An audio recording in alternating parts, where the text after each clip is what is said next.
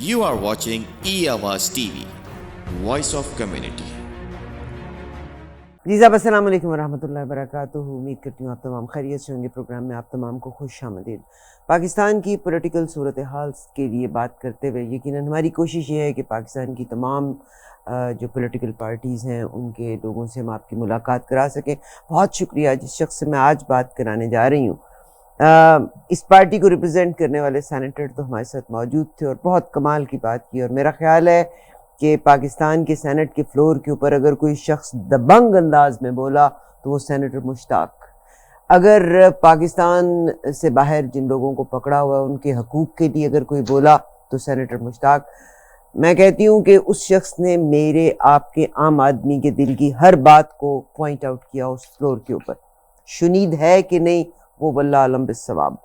Anyways आज अल्हम्दुलिल्लाह बड़ी कोशिश और काविश के बाद अमीर जमात इस्लामी जनाब सिराजुल हक साहब से मेरी मुलाकात हो रही है और आप लोगों से मुलाकात करेंगे। सबसे पहले तो दिस इज़ नॉट कि मैं उनके लिए कुछ कहना चाहती हूँ, यकीनन ये वो जमात है जैसे इस वक्त भी जो नए कवानीन आए उसके तहत उन्होंने कहा कि हर पार्टी में इंट्रा इलेक्शन होंगे, अगर इलेक्शन नहीं होंगे तो उसका 2 लाख का फ़ाइन होगा। और पाकिस्तान में वाहद जमात जिसमें हमेशा पार्टी के अंदर इलेक्शन होते हैं और जो पार्टी का लीडर है उसका इंतखाब होता है, and that is Jamaat Islami. और ये वो पार्टी है जो कि बाप के बाद बेटा या बेटी या नवासों और पोतों पड़पोतों को अपनी सीट दे के नहीं जाते। बाकायदा इलेक्शन हो के नामजदगी होती है कि जमात का अमीर कौन बनेगा। तो ज़ाहिर है पीटीआई के बारे में भी मैं ये कहती हूँ कि उन्होंने इमरान खान साहब अगर हैं तो कल कल को उनके बच्चों ने आके इस मुल्क पे हुकूमत नहीं करनी। बट अनफॉर्चुनेटली हम किसी भी अशराफिया को देख लें तो बाप के बाद बेटा बेटी या आगे इसी तरह से चीज़ें मुंतकिल होती हैं, और ये पाकिस्तान का ख़ासा आम आदमी शायद इसको एक्सेप्ट कर गया। अमीर जमात इस्लामी जनाब सिराजुल हक साहब मेरे साथ हैं। सर अस्सलाम वालेकुम। वालेकुम अस्सलाम व रहमतुल्लाह। बहुत शुक्रिया सर, आपने टाइम दिया। पाकिस्तान में आई डोंट नो, मुझे लगता है कि जैसे मैं और आप जो हम वोट डालने वाले हैं हम में ही कोई गलती है कि हम ईमानदार लोगों का इंतखाब ही नहीं करते। मैं जब अमीर जमात इस्लामी के बारे में पढ़ रही थी और जब मैंने आज के प्रोग्राम के लिहाज से अपने आप को ख़ास तौर पे तैयार किया तो मेरी नज़र से चंद एक चीज़ें गुजरी। ऑनेस्टी की अगर बात करते हैं, कहते हैं कि जब ये पोजीशन में आए तो अभी भी आप प्रोग्राम की रिकॉर्डिंग से पहले हम पीछे पंखा चलने की आवाज़ सुन रहे थे कि पीछे शायद दफ्तर में पंखे चल रहे हैं। I believe there is no air conditioner, मगर इन्होंने कहा मेरे ऑफिस और ऑफिसर्स के ऑफिस में एयर कंडीशनर नहीं चलेगा, प्रोटोकॉल मैं नहीं लूँगा और कफ़ायत शारी की हिदायत पर अमल किया जाएगा। बहुत सारी चीज़ें इन्होंने कही और मैं 2-3 चीज़ों को आपके साथ शेयर करना चाहती हूँ। कहते हैं कि किसी इंसान के शख्सियत को देखने के बाद हम अंदाज़ा ज़रूर लगा सकते हैं। कहते हैं कि जब ये ट्रैवल भी करते हैं तो ये किसी प्रोटोकॉल के साथ ट्रैवल नहीं करते, आम बसेस में ट्रैवल करते हैं। और एक मैसेज जो मेरे तक आया, कहते हैं कि एक दफ़ा ये ट्रैवल कर रहे थे तो गाड़ी की बॉडी पर कोई आदमी हाथ मार कर कह रहा था कि गाड़ी को पीछे हटाओ, पीछे झंडी वाले की गाड़ी है। तो इस गाड़ी में जो शख्स एक बैठा हुआ था तो उन्होंने पूछा कि ये पुलिस वाला क्या कहता है, तो ड्राइवर ने जवाब दिया, कहता है पीछे किसी वजीर की गाड़ी है, गाड़ी हटाओ। ये शख्स जो बस में बैठे हुए थे इन्होंने जवाब दिया कि इसको कहो कि बस में भी एक वजीर बैठा हुआ है, और बाद में पता चला ये जनाब सिराजुल हक थे। एक और चीज़ जो मुझे पता चली कि कहते हैं कि आप रिक्शे में भी ट्रैवल करते हैं, किसी प्रोटोकॉल के साथ ट्रैवल नहीं करते। और कहते हैं एक दफ़ा ये परवेज़ इलाही के ऑफ़िस में जा रहे थे, सिक्योरिटी वाले ने अंदर जाने नहीं दिया और बाद में परवेज़ इलाही साहब खुद इनको लेने के लिए आए और पता चला कि रिक्शे में से उतरने वाला शख्स खुद जनाब सिराजुल हक ही थे। इसके अलावा वो कहते हैं कि जब एक दफ़ा जर्मनी आप सरकारी दौरे पे गए और जिस जगह पे इनको ठहराया गया तो वो गवर्नमेंट के ख़र्चे के ऊपर था, और आपने जब आपको उसके एक्सपेंसेस का पता चला तो आपने कहा कि यहाँ कोई करीब में इस्लामिक सेंटर है तो कितना फासला है। खैर पता चला और अल्टीमेटली इन्होंने वो जो गरीब मुल्क के अवाम के टैक्सेस की पैसे के ऊपर ये याशी के साथ इन्होंने स्टे करना था, उस स्टे को इन्होंने कैंसिल किया اور یہ اسلامک سینٹر میں ٹھہرے، اور آخر میں وہ کہتے ہیں کہ اسلامک سینٹر میں سینکڑوں پاکستانیوں کے ساتھ ملاقاتیں کی اور بعد جماعت نمازیں پڑھنے کا کیا. یعنی آپ کی جو لیڈرشپ ہے وہ رول ماڈل ہوا کرتی ہوتی ہے. جناب سراج الحق صاحب میرے ساتھ ہیں. کیا وجہ ہے سر کہ آنیسٹی کے لحاظ سے جب ہم بات کرتے ہیں اٹس سچ این آنیسٹ وے، اور باقاعدہ انٹرا پارٹی الیکشن بھی ہوتے ہیں، کیا وجہ ہے کہ آج تک جماعت اسلامی واضح اکثریت نہیں حاصل کر سکی؟ واضح اکثریت کیا، اکثریت بھی حاصل نہیں کر سکی. بسم اللہ الرحمن الرحیم. آپ کا سوال بہت ہی اہم ہے، اور میرا یقین ہے کہ ناظرین کو، سامعین کو سمجھنے میں اس سے مدد ملے گی. پہلی بات یہ ہے کہ پاکستان میں جمہوریت یرغمال ہے. یہاں لوگ پیسہ لگا کر اسمبلیوں میں پہنچ جاتے ہیں، اور پیسہ کے ذریعے وہ پولنگ سٹیشن، پولنگ عملہ، میڈیا اور الیکشن کی نگرانی کرنے والے پورے نظام کو خرید لیتا ہے. اور اس لیے جب وہ قومی اسمبلی میں، سینٹ میں پہنچ جاتے ہیں تو پھر وہ عوام کی خدمت کی بجائے اپنے پیسے کو دوبارہ ریسٹور کرتے ہیں، دوبارہ جمع کرتے ہیں، اور اگلے الیکشن کے لیے پھر یہی کھیل کھیلتے ہیں. اور ایک عرصے سے یہ کیس جاری ہے. آپ کو یاد ہوگا ایک زمانے میں کالجز میں، یونیورسٹیوں میں الیکشن ہوا کرتا تھا، اور ظاہر ہے یونیورسٹی اور کالجز میں یہ کھیل نہیں ہوتا تھا، تو لوگ اسلامی جمعیت طلبہ کو ووٹ دیتے تھے، اور لڑکوں سے زیادہ لڑکیاں اسلامی جمعیت طلبہ پر اعتماد کرتی تھی، اس لیے کہ جمعیت کی وجہ سے کلاس روم، استاد کی عزت اور طلبہ اور طالبات کی عزت اور عصمت محفوظ رہتی تھی. پاکستان میں جس دن ایک آزادانہ الیکشن لوگوں کو ملا، اسی دن جماعت اسلامی ایک بہت بڑی طاقت اور پاور کے ساتھ آئے گی. اس وقت تو یہ کوئی اب خفیہ راز بھی نہیں ہے کہ الیکشن سے پہلے صبح تقسیم ہوتے ہیں، پھر صبح میں حلقے تقسیم ہوتے ہیں، کون کتنا ووٹ لے گا یہ بھی پہلے سے طے کیا جاتا ہے. اللہ کرے کہ آنے والا الیکشن ایسا نہ ہو، لیکن اللہ کی شکر کے ساتھ کہہ سکتا ہوں کہ کہیں جماعت کو کامیابی ملی ہے تو پھر وہاں ہم نے ڈیلیور کیا ہے، وہاں پھر ہم نے عوام کے ساتھ اپنے وعدے پوری کی ہیں اور خدمت کی ہے. تو میں عوام سے مایوس نہیں ہوں، لیکن مجھے افسوس ہے اس نظام پر جو اپنے کو جمہوریت کہتے ہیں لیکن جمہوری نہیں بنا اب تک.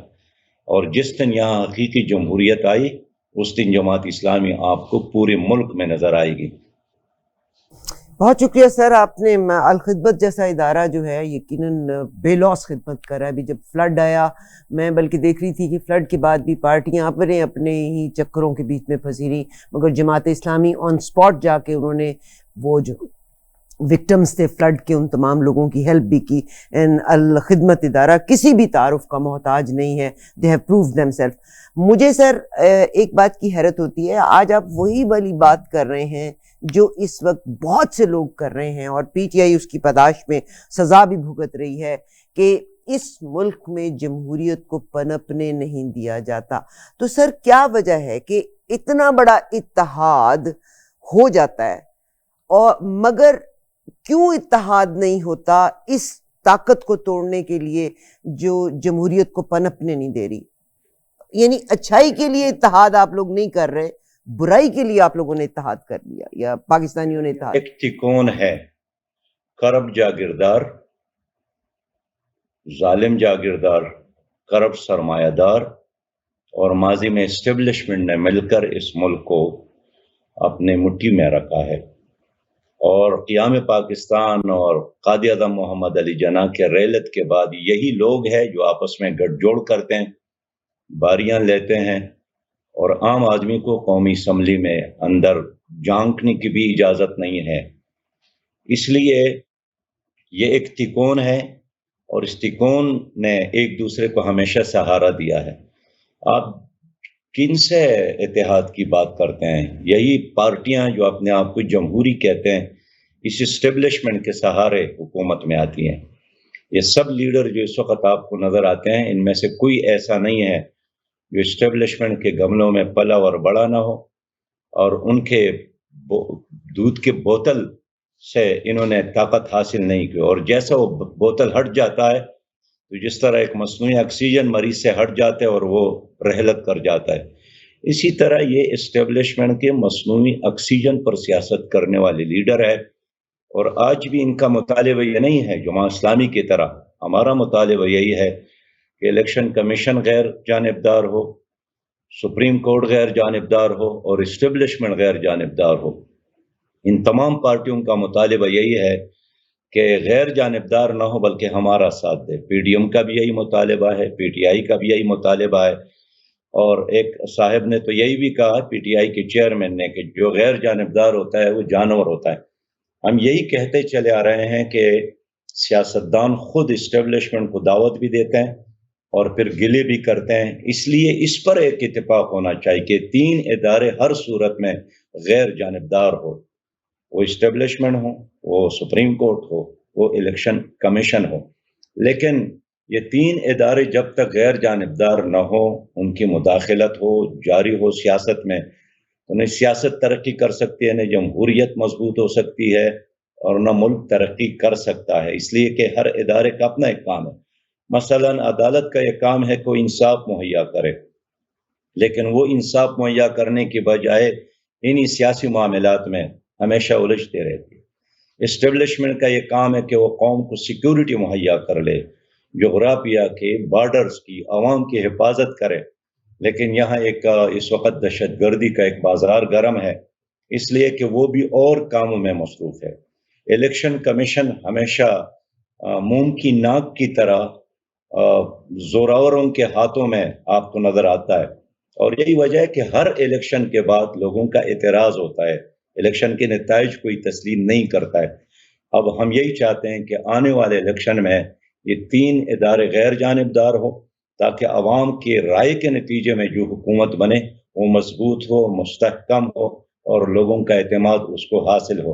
اور یہ نہیں ہونا چاہیے کہ جیسے ہی الیکشن کا اعلان ہو جائے اور اگلے دن نئی بننے والی حکومت کے خلاف ایجیٹیشن ہو، یہ تو دانلی کے نتیجے میں بنا ہے۔ تو ہم چاہتے ہیں کہ شفافیت ہو، اور جس ادارے کا آئین نے جو رول متعین کیا ہے اسی فریم ورک کے اندر وہ اپنے فرائض پورا کرے۔ اندھوں میں کانا راجا، اور جب سارے کے سارے بگڑے ہوئے ہوں تو ہم اندھوں میں کانا راجا ڈھونڈتے ہیں۔ ابھی آپ نے بلکہ کہا کہ پی ٹی آئی کے جو چیئرمین ہیں انہوں نے کہا تھا کہ جو نیوٹرل ہے وہ انسان ہے ہی نہیں، جانور ہے۔ میرا خیال ہے کہ یہ باجوہ صاحب نے جب یہ کہا تھا کہ ہم نیوٹرل ہیں، اس کے بعد انہوں نے کہا تھا خان صاحب نے یہ۔ مگر سر آج میں اگر آپ دیکھتی ہوں انہوں نے ایک بات کہی تھی کہ الیکٹرانک ووٹنگ ہونی چاہیے، کیا اس میں مذائقہ تھا؟ میرا خیال ہے it was a right thing, اور آج کے وقت کی ضرورت بھی ہے جب پاکستان میں الیکشن کمیشن جو ہے وہ انفیئر ہے، عدلیہ آپ کی انفیئر ہے، تو کم سے کم ووٹ کا الیکٹرانک اگر ہو جاتا تو زیادہ بہتر تھا۔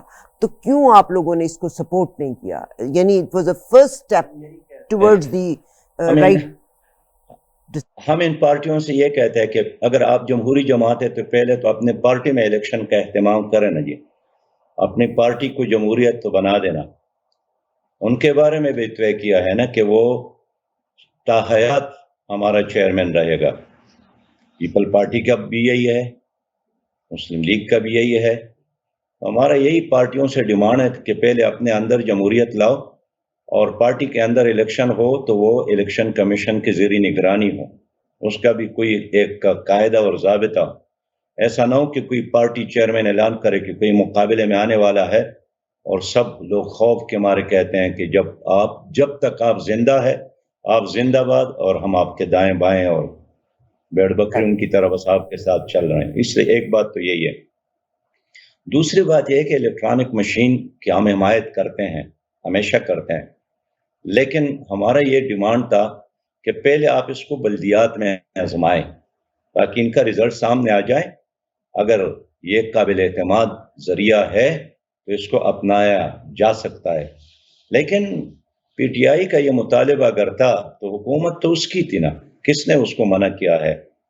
یہ جو اس وقت الیکشن کمشنر ہے یہ تو کسی اور نے مقرر نہیں کیا تھا، خود پی ٹی آئی کی حکومت نے اس کو مقرر کیا تھا، لیکن وہ نہیں کر سکے۔ وہ تمام چیزیں جو کہتے تھے، تبدیلی کی بات کرتے تھے، करोड़ नौकरियों की बात करते थे, 50 लाख घर देने की बात करते थे, रिफॉर्म्स की बात करते थे, कर्जा न लेने की बात करते थे, तो हमें अफसोस है। अच्छा होता अगर वो अपने मंशूर पर अमल करता, लेकिन उसने अपने 10 साल खैबर पख्तूनख्वा में हुकूमत की और उन्हें 4 साल मरकज में हुकूमत की।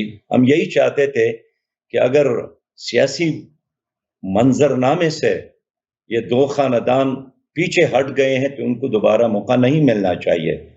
अब नौजवानों को आगे आना चाहिए, अब नए लोगों को कौमी असम्बलियों में आना चाहिए। लेकिन मुझे अफसोस है कि इतने बड़े तवक्कुआत के बावजूद एक हुकूमत की पुश पर फौज खड़ी है और कुल्लम कुल्ला खड़ी थी, अदालत उसके साथ, नेब उसके साथ, तमाम इदारे उसके साथ, लेकिन उसके बावजूद भी वो ये 4.25 साल वो कुछ नहीं कर सके, वो जो कहते चले आ रहे थे। और बिलाखिर जो लोग सियासत से हट गए थे उनको दोबारा सियासत में इन किया गया और अब पूरी हमारी सियासत इदारे वो उन्हीं के कब्जे में हैं। तो हम ये कहना चाहते हैं कि पाकिस्तान की तरक्की किसी फर्द की हुक्मरानी या खानदान के बालादस्ती में नहीं है, आईन और कानून की हुक्मरानी में है। हमें अफसोस है कि ये जितने लोग जिनका नाम आप ले रहे हैं जब ये हुकूमत में आते हैं फिर उनकी ख्वाहिश यही होती है कि अदलिया भी मेरे जेब के गड़ी हो और इस्टेब्लिशमेंट भी मेरे हाथ की लाठी हो और इलेक्शन कमीशन भी हमारे घड़ी की मछली हो, और इन्हीं तमन्नाओं और ख्वाहिशात के पीछे वो लग जाते हैं। नतीजा यही होता है कि वो डिलीवर नहीं कर पाते हैं और नाकाम हो जाते हैं। इसलिए ममालिक चलते हैं, दुनिया चलती है कानून की हुक्मरानी में। तो यहाँ अफराद की हुक्मरानी तो होती है, कानून की हुक्मरानी अब तक इन लोगों की वजह से कायम नहीं हो सका जो मादी की हुकूमत है, और उसमें कोई एक हुकूमत ज़िम्मेदार नहीं है। ये सब के सब स्टेटस को के फैसिलिटर है, उनके चौकीदार है। न पटवार खाने को ठीक कर सके, न ताने को ठीक कर सके, न प्राइमरी स्कूल को ठीक कर सके, न आला तालीम नौजवानों को दे सके, न रोजगार दे सके, न लोगों को साफ पानी दे सके, न करप्शन को ख़त्म कर सके, न महंगाई को कम कर सके, न बदअमनी को कम कर सके, न कश्मीर के लिए कुछ कर सके, न कौमी उमंगों के मुताबिक पाकिस्तान को एक करप्शन फ्री तरक्की याफ्ता और खुशहाल पाकिस्तान बना सके। तो जिन अंधेरों में इस वक्त हम सांस ले रहे हैं, ये अंधेरे किसी और वजह से नहीं है, ये इन हुक्मरानों की वजह से है जिन्होंने मादी में पाकिस्तान पर रंग और झंडे और नाम बदल बदल कर हुकूमत की है। इसलिए जमात इस्लामी इन सिचुएशन में बिल्कुल अकेली खड़ी है, अपने मौक़िफ़ के साथ खड़ी है, और अवाम के सामने हम अपने आप को एक मुतबादिल, एक ऑप्शन के तौर पर पेश कर रहे हैं कि अगर जमहूरी जमात चाहते हो और जमहूरियत को देखना चाहते हो तो हमारा साथ दे, पाकिस्तान को करप्शन फ्री देखना चाहते हो तो हमारा साथ दे, कानून की हुक्मरानी देखना चाहते हो तो हमारा साथ दे, एहतसाब चाहते हो तो ये पार्टियां कभी भी एहतसाब नहीं कर सकती, इसलिए कि खुद इसमें सारे के सारे वही लोग हैं जो एहतसाब के काबिल में। आपको चीफ जस्टिस की वो बात याद होगी कि अगर सही हिसाब किताब और 62 रियासत पर अमल होता है सब जेल में जाएंगे सवाए जमात इस्लामी के मेंबरान का।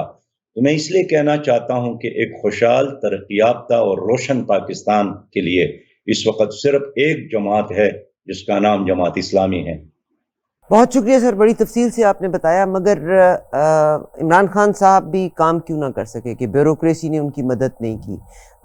पिछले जितने लोग भर्ती हुए थे एस्टेब्लिशमेंट ने चलने ही नहीं दिया, आपको चलने ही नहीं देंगे। फ़र्ज़ करें जमात इस्लामी कल को आती है तो एस्टेब्लिशमेंट तो आपको सीटें भी उतनी नहीं लेने देगी, अल्टीमेटली आपको भी इलेक्टेबल्स लेने पड़ेंगे।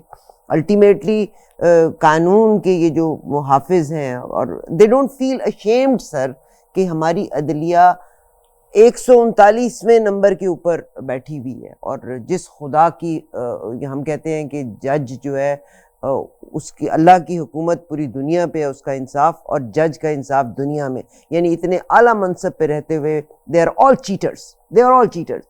और अगर आपको भी इक़्तिदार मिल जाता है तो एस्टैब्लिशमेंट आपको चलने ही नहीं देगी, ब्यूरोक्रेसी आपको चलने ही नहीं देगी, आपको भी इलेक्टेबल्स बाय करने पड़ेंगे। क्या आपके पास इतना पैसा है कि आप इलेक्टेबल्स को बाय करें? सिस्टर, मैं यही कहना चाहता हूँ कि जब आप एक पॉलिटिकल पार्टी के तौर पर امیدوار بناتے وقت ایک ایک امیدوار سے 10 کروڑ 20 کروڑ 50 کروڑ روپے لے کر ان کو ٹکٹ دیتے ہیں، تو جب کامیاب ہوتا ہے تو سب سے پہلے اپنے اس 10 کو مزید 10 سے ضرب دے کر کمانے کی کوشش کرتا ہے۔ یہ تمام پارٹیوں نے یہی کیا۔ باقی اگر آپ کہتے ہیں کہ عدالت ٹھیک نہیں ہے، ٹھیک ہے، ٹھیک نہیں ہے، لیکن یہ ٹھیک کرنا کس کی ذمہ داری تھی؟ یہ ان دو حکومتوں کی ذمہ داری تھی جنہوں نے گزشتہ عرصے میں حکومت کی ہے۔ اگر آپ کہتے ہیں کہ اسٹیبلشمنٹ کے ہاتھوں یہ لوگ کمزوری دکھاتے ہیں، کیوں؟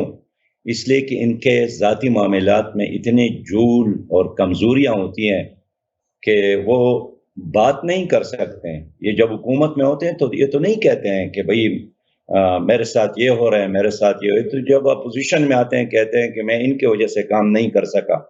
جب یہ وزارت عظمیٰ کی کرسی پر ہوتے ہیں تو کبھی بھی اس بات کا اقرار نہیں کرتے ہیں، بلکہ ہر دن یہی خبر دیتے تھے۔ آپ ان کے اخبارات، ان کے پرانی خبریں اٹھا کر دیکھیں کہ ہم ایک پیج پر ہے۔ تو اگر کل آپ ایک پیج پر ہے تو اقتدار کے بعد پھر آپ کیسے بات کرتے؟ اس لیے میں سمجھتا ہوں کہ پی ٹی آئی کا بھی المیہ یہی ہے اور تھا کہ ان نے بھی مافیاز کو اکٹھا کیا اور اس بیس پر ایک حکومت تو بنا لی، لیکن وہ نہیں چل سکی اس لیے کہ لینڈ مافیا، ڈرگ مافیا، آٹا mafia, petrol mafia, sugar mafia, یہ بہت سارے مافیاز نے مل کر یہ انویسٹمنٹ تو کر لی، حکومت بھی بنا لی، لیکن مافیاز نے پھر ملک نہیں بنانا ہے، اپنے بینک اکاؤنٹ، اپنے پراپرٹیز میں، اپنی جاگیروں میں اضافہ کرنا ہے۔ یہی دوسرے پارٹیوں کا خیال ہے۔ میں اس لیے اس پر یکسو ہوں کہ اگر پاکستان کے عوام ہمارا ساتھ دے تو کوئی ہمیں بلیک میل نہیں کر سکتا، اس لیے کہ میرے دائیں بائیں کوئی مافیا کا بندہ نہیں ہے جن کے اپنے کیسز ہو، جو نیب زدہ ہو، جس کا نام پاناما لیکس میں ہو، جس کا نام پنڈورا بکس میں ہو، جس نے کبھی توشخانے کو چھیڑا ہو۔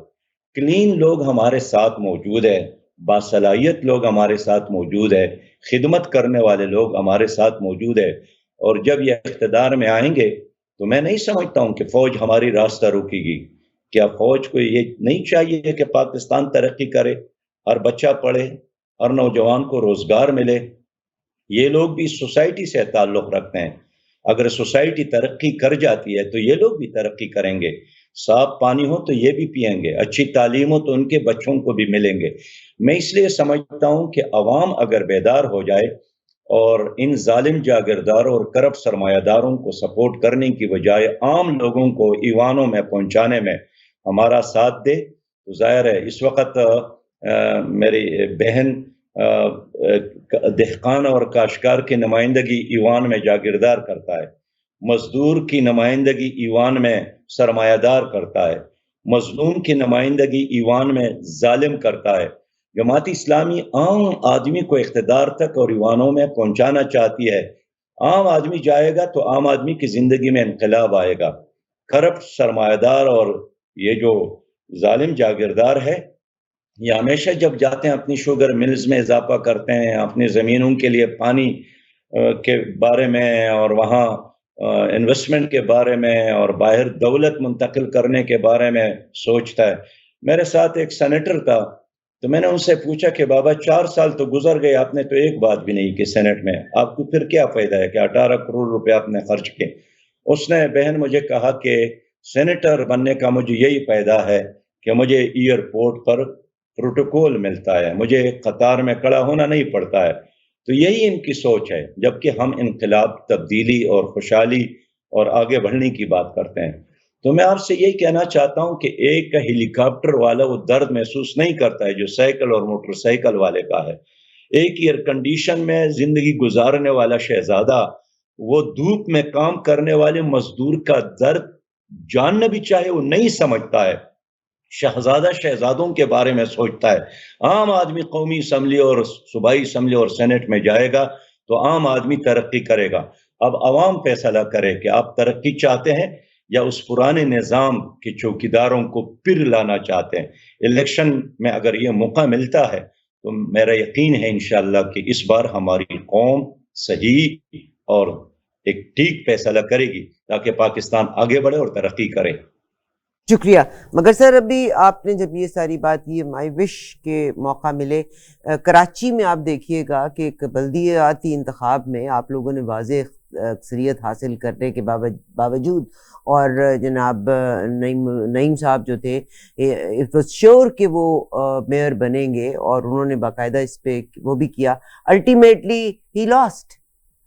تو اب مجھے آپ کا تجربہ بہت زیادہ, مگر مجھے تو اپنا آپ کا جب الیکشن 3 سال کے بعد جب الیکشن ہوگا, آئی گارنٹی یو کہ 3 سال بعد ہو 2 سال کے بعد ہو, وہ کسی کو بھی جو اوپر کی طاقتور قوم ہے وہ آنے ہی نہیں دیں گے, بیکاز آپ نے ان کو اتنا حکومت کا عادی کر دیا. اور Jamaat Islami they can fund to TLP, they can fund to other جماعتیں, but they will never fund to Jamaat Islami. اور میرے منہ میں خاک, مجھے لگتا ہے کہ کبھی بھی نہیں جیتنے دیں گے آپ کو. کراچی میں لوگوں نے یقینی طور پر جماعت کا ساتھ دیا, اس پر ہم شکریہ ادا کرتے ہیں. اور پیپلز پارٹی نے وہاں ظلم کیا, ہائیجیک کیا ہماری کامیابی کو, لیکن اس سے تو ہم مایوس نہیں ہو رہے ہیں. انشاءاللہ ہم جدوجہد کریں گے, ہم مقابلہ کریں گے, اور ایک دن ہم وہ ضرور دیکھیں گے کہ پاکستان کے لوگوں کو ایک اچھی اور حقیقی قیادت مل جائے. باقی آپ نے 3 سال کا عرصہ بتایا, یہ ہمارے سامعین کے لیے, ناظرین کے لیے اس میں ایک شوق ہے. اس سٹیٹمنٹ کو ہم سپورٹ نہیں کرتے, ہم تو یہی چاہتے ہیں کہ جلد از جلد آئین کے دی ہوئی مدت کے اندر الیکشن ہو. اور جماعت اسلامی نے طے کیا کہ اگر اس کے اندر الیکشن نہیں ہوتا ہے تو جماعت اسلامی ریزسٹنس کرے گی, مقابلہ کرے گی, اور وہ آئین راستہ اختیار کرے گی جو آئین نے ہمیں دیا ہے. اس لیے ہم نہیں چاہتے ہیں کہ الیکشن ڈیلے ہو. اڈہاکزم کی بنیاد پر 24 کروڑ عوام کو چلانا, ملک کو چلانا, یہ ناممکن ہے. نہ دنیا اس پر اعتماد کرے گی. پاکستان کو آگے بڑھنے کے لیے ایک بات, اعتماد مینڈیٹ کے ساتھ حکومت چاہیے. نگران حکومت کے ساتھ کوئی مینڈیٹ نہیں ہوتی ہے. یہ ٹھیک ہے الیکشن کے لیے اس کا ہونا ایک آئینی ریکوائرمنٹ ہے, لیکن یہ کہ وہ 2 سال رہے 3 سال رہے, ہم اس کو قبول نہیں کریں گے. بہت شکریہ سر. میرا سیکنڈ لاسٹ کوشچن جو آپ سے ہے, دنیا میں اور اللہ تعالیٰ نے قرآن واقعات سے اور ان چیزوں سے بھرا ہوا ہے, اور اللہ نے بار بار انسان کو کہا تدبر کرو, تدبر کرو, سوچو. وقت کا ایک فرعون ہوا کرتا ہے, اور آج کے وقت کا فرعون جو ہے وہ امریکہ ہے. امریکہ کے CIA کے ایجنٹس بھی کہتے ہیں کہ وہ جس جگہ کی حکومت کو چاہیں وہ ٹاپل کر سکتے ہیں, اور انہوں نے کیا سر. ٹھیک ہے, what do you think, would America ever want or let Jamaat Islami lead Pakistan? حالانکہ اگر پاکستان کے لوگ آپ سے محبت بھی کرتے ہیں, آپ کی آنیسٹی سے بھی محبت کرتے ہیں, وہ چاہتے ہیں کہ آپ جیسے آنیسٹ ہوں. اور انگریز بھی جاگیردار کو چھوڑ کے گیا تھا کہ وہ مخبری کرتا تھا انگریز کے لیے, اس کے بدلے میں زمینیں لیں, پیسہ لیا, سب کچھ لیا. آج بھی جو لوگ مخبری کرتے ہیں یا پاکستان کو بیچنے کے لیے تیار ہیں, ان کو سٹیزن شپ بھی دی جاتی ہے, ان کو تحفے تحائف بھی دیے جاتے ہیں, ان کو زمینیں بھی دی جاتی ہیں. تو آپ اتنے آنیسٹ ہیں, ڈو یو تھنک کہ وقت کا فرعون اجازت دے گا اس بات کی کہ ایک ایماندار حکومت ہو پاکستان میں؟ دیکھیے آپ نے فرعون کی بات کی, لیکن فرعون کے انجام کو بھی سوچے. سب کچھ ہونے کے باوجود تو اس کو غرق ہونا پڑا نا, فنا ہونا پڑا, اور پھر اللہ تعالیٰ نے اس کو ساری انسانیت کے لیے نشان عبرت بھی بنایا. تو آج امریکہ تو نشان عبرت ہے. اس لیے جب عوام اٹھتے ہیں اس کا مقابلہ کوئی نہیں کر سکتا ہے. میں اس پر یقین رکھتا ہوں کہ امریکہ بھی ہمارا راستہ نہیں روک سکتا. میرے لیے سب سے بڑا چیلنج یہ ہے کہ ہم اپنے ملک کے عوام کو اس پر یکسو کر لے کہ ایک کلین اور گرین پاکستان کے لیے, کرپشن فری پاکستان کے لیے آپ جماعت اسلامی کو اس بار ووٹ دے. باقی آپ نے دیکھا سسٹر, آپ تو جانتی ہیں ایران میں شہنشاہ رضا شاہ پہلوی کی حکومت تھی اور ہزاروں سالوں سے قائم تھی. عوام نے بغاوت کی, وہ نہیں بچ سکا. حال یہ ہے کہ یہی امریکہ رضا شاہ پہلوی کے پش پر موجود تھا. آپ نے افغانستان میں دیکھا, امریکہ اکیلے بھی نہیں تھے, 46 ممالک بھی ساتھ تھے, لیکن وہ شکست سے نہیں بچ سکے اللہ حاضل قیاس. اس لیے میں سمجھتا ہوں کہ جب عوام بیدار ہو جاتے ہیں, پھر یکسو ہو جاتے ہیں, پھر راستے کے بڑے بڑے پہاڑ اس کا سامنا نہیں کر سکتے ہیں. پھر سمندر بھی راستہ دیتا ہے, پھر جنگل کے جانور بھی راستے خالی کرتے ہیں. پھر ایک پودا ہو تو وہ بھی باغ اور ایک ہو تو وہ بھی لشکر. اس لیے میں بالکل پر امید ہوں کہ انشاءاللہ ہماری جو نئی نسل ہے وہ بیدار ہو رہی ہے. ہمارا یوتھ اب انقلاب چاہتے ہیں, اور تمام سیاسی جماعتوں کو دیکھ کر ہم سارا دن عام لوگ ہیں, آپ نے جس طرح کہا, کبھی رکشن میں, کبھی موٹر سائیکل پر, کبھی گاڑیوں میں, کبھی بسوں میں, کبھی ٹرین میں, چلتے پھرتے لوگ عوام سے ملتے ہیں. اب ہماری قوم انقلاب چاہتی ہے, لیکن یہ انقلاب پرامن انقلاب, خوشحالی کا انقلاب, اور ایک کرپشن فری اور جہالت فری, مہنگائی فری اور بدامنی فری پاکستان کے لیے جماعت اسلامی کا ساتھ دینا چاہتی ہے. اس لیے تو میں چاہتا ہوں کہ جلد از جلد پاکستان میں الیکشن کا انعقاد ہو, تاکہ دودھ کا دودھ اور پانی پانی ہو جائے. بہت شکریہ. Last question. پاکستان کے پولیٹیشنز کا مورل فائبر تو بالکل ہی پیسے کی خاطر they are ready to sell اینی تھنگ, اور امریکہ نے یہ لفظ کہا کہ they are ready to and they can sell their mothers. آپ کے پی کے میں ہیں, اور میں بھی آپ کی ٹیم کے ارکان کو بھی دیکھ رہی تھی. جناب, میں کسی شخص کی بات کہ نہیں کرنا چاہتی, مگر عبوری حکومت جو کے پی کے میں آئی جناب فضل الرحمان صاحب کی, اور ان کے بردر ان لا کے اگینسٹ نعوذ باللہ اس طرح کے کیسز بھی آئے جو کہ اسلام الاؤ ہی نہیں کرتا, اور زندہ سنسار کرنے کی سزا ہے. اگر آپ فائنینشیل کرپشن دیکھتے ہیں, وہ بھی عروج کے اوپر چلی گئی. یہ وہ لوگ ہیں جن کو اسلام کا نام اور ان کی ظاہری شخصیت دیکھنے کے بعد لوگ ان کی پوجا کرتے ہیں, اور وہ بڑے فخر سے کہتے ہیں کہ میرا ایک ایک بندہ مجھے 5-5 روپے دے تو میں ایسی بڑی گاڑیاں 3 خرید سکتا ہوں. تو کیا لوگ اسی فیک سسٹم میں اور جعلی خد و خال کے پیچھے بھاگ رہے ہیں, اور اسٹیبلشمنٹ انہی کو کیوں سپورٹ کرتی ہے؟ آپ ملیں تو صحیح نا اسٹیبلشمنٹ کو, بات تو کریں. بالکل آپ کی بات اپنی جگہ پر. آپ قوم کو ایک بار تو دھوکہ دے سکتے ہیں, لیکن بار بار دھوکہ نہیں دے سکتے.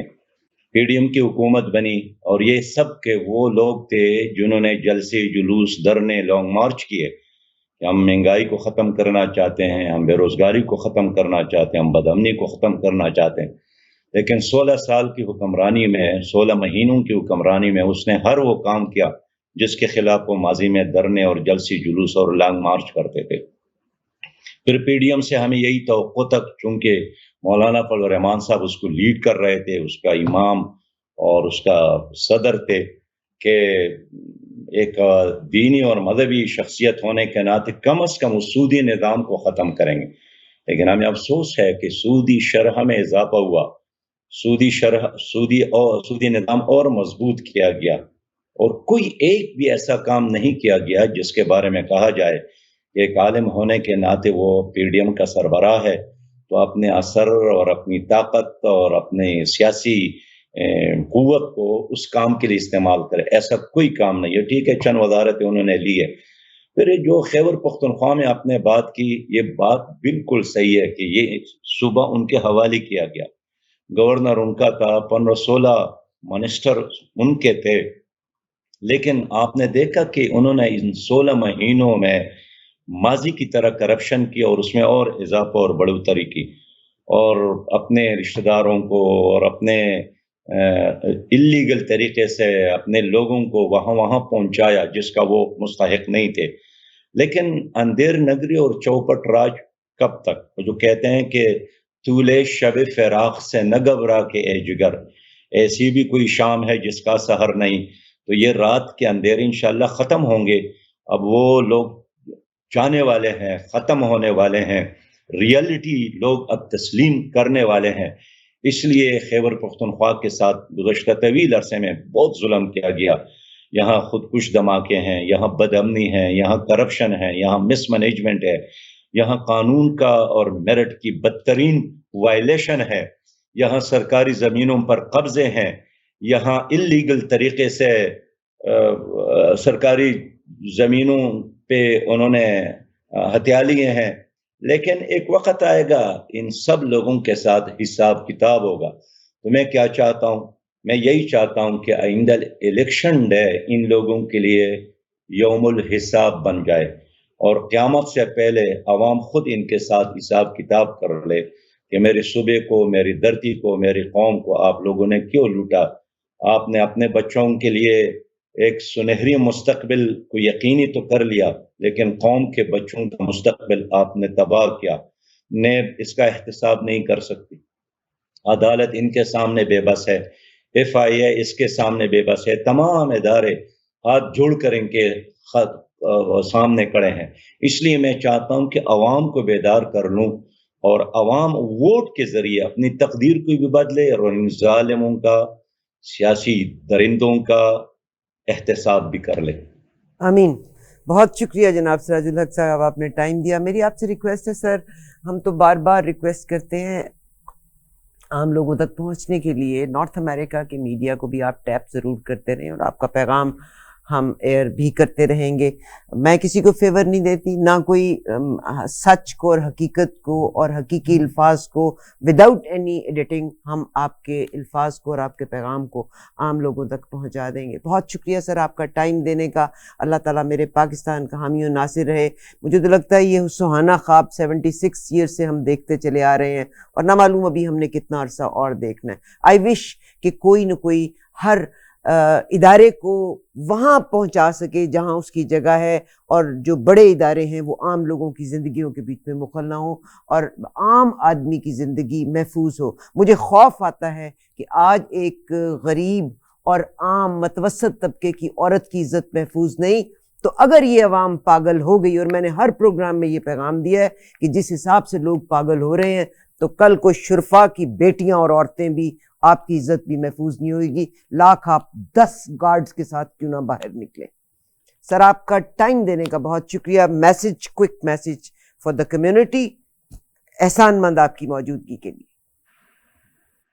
بہت شکریہ جی۔ احسان مند ہوں آپ کی، مجھے پتہ ہے آپ کا ایوری منٹ از کیلکولیٹڈ۔ اس کے بعد پھر اگلی میٹنگ میں ہے۔ آپ لوگوں کے پروگرام کو سننے کا، دیکھنے کا بہت شکریہ، اور کوشش کریں سچ کے ساتھ چلیں۔ ان کے لیے بہن زندہ باد و پائندہ باد۔ بہت شکریہ سر، بہت شکریہ۔ Please support the truth. ابھی اجازت دیجیے، اگلے پروگرام میں پھر ملاقات ہوگی، تب تک میرا آپ کا اللہ حافظ۔ You are watching E-Awaaz TV, Voice of Community.